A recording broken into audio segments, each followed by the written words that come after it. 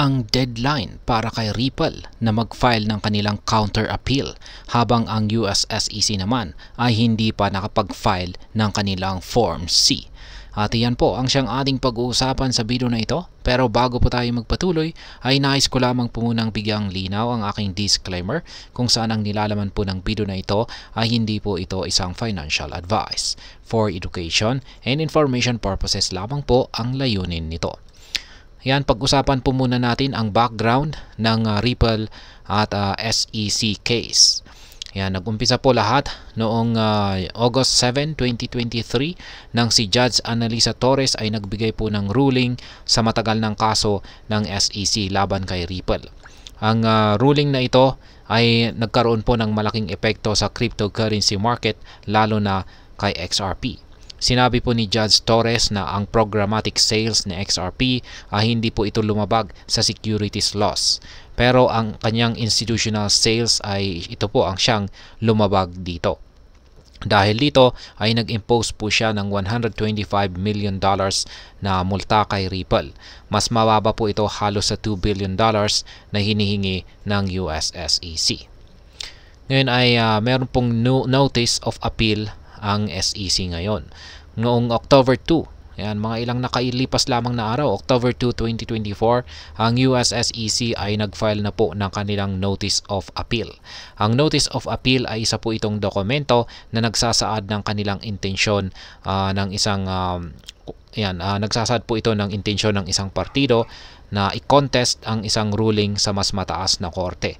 Sa kasong ito, ang US SEC ay nag-file po ng notice sa Second Circuit Court of Appeals.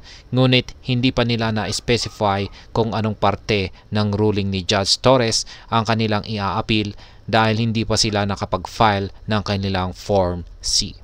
Ngayon ay sa mga hindi nakakalam ay ano nga ba ang Form C? Ang Form C ay isa po itong legal na document na kailangan pong isubmit ng appellant.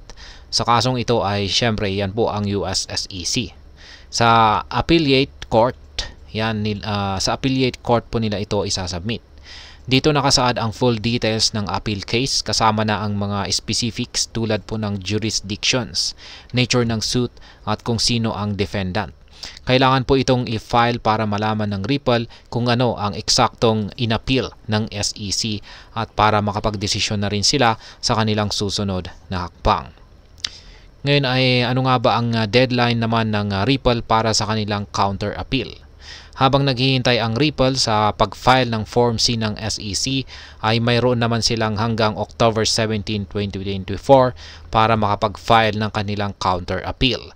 Ang counter-appeal ay isa po itong legal na hakbang kung saan ang isang partido ay nag-a-appeal din laban sa ruling na hindi pabor sa kanila. Sa kasong ito, maaaring mag-file ang Ripple ng counter-appeal depende po sa kung anong parte ng ruling ang i-a-appeal ng SEC. Ngayon ay ano ang magiging impact nito sa presyo ni XRP?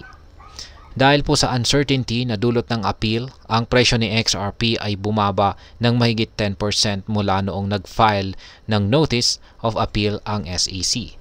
Ito ay dahil sa takot ng mga investors na maaring magtagal pa ang legal battle at magkaroon po ng negative impact sa presyo ni XRP. Ngunit, may mga analyst na nananatiling bullish sa long-term potential ni XRP, lalo na kung magtagumpay ang Ripple sa kanilang counter-appeal. Ngayon ay ano naman ang timeline ng processing sa appeals? Ayon po kay pro-XRP lawyer na si Fred Rispoli, maaaring magtagal ito hanggang po sa mga huling bahagi ng taong 2025 o mga umpisa ng taong 2026 bago maglabas ng ruling ang Second Circuit sa appeal ng SEC. Ito ay dahil sa haba ng legal process at dami ng factors na kailangan pong isaalang-alang ng korte. Ngayon ay ano ang susunod? Sa ngayon, ang Ripple ay naghihintay po ng pag-file ng Form C ng SEC para malaman po nila kung anong parte ng ruling ang kanina namang pong i-a-appeal. Kapag nag-file na ito, maaari na pong magdesisyon ang Ripple kung mag-file sila ng counter-appeal. Ang mga susunod na hakbang ay napakahalaga para sa future ni XRP at ng buong cryptocurrency market.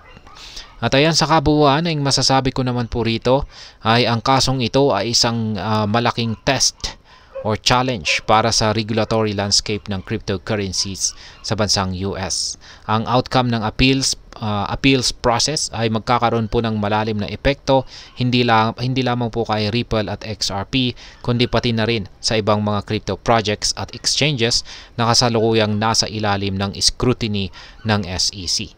Kaya't mahalaga na bantayan natin ang mga susunod na developments sa kasong ito.